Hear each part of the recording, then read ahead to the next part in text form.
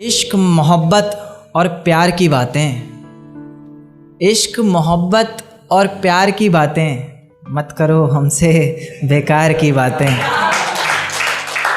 बहुत शुक्रिया। एक देखिए कि इतना न सताया कीजिए, खुलकर तो बताया कीजिए, कि इतना न सताया कीजिए, खुलकर तो बताया कीजिए। अगर मोहब्बत करती हो बेहिसाब हमसे, मेरी जान थोड़ा तो जताया कीजिए। एक देखिए कि खाली नहीं बैठना, मुझे बहुत काम काज करना है।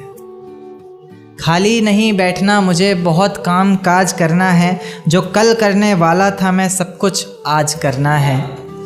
और इस दुनिया पर हुकूमत करने की तमन्ना नहीं मेरी, मुझे बस लोगों के दिलों पर राज करना है। बहुत शुक्रिया।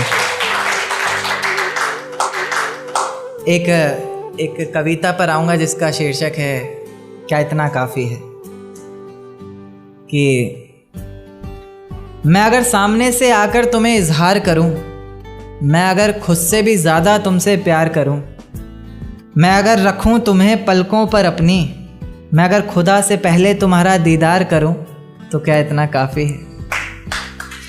मैं अगर तुम्हारे सामने ही तुम्हें याद करूं, मैं अगर हर वक्त तुम्हारी ही बात करूं, मैं अगर करूं तुम्हारे नाम हर दिन अपना, मैं अगर तुम्हारे ही नाम हर रात करूं, तो क्या इतना काफ़ी है।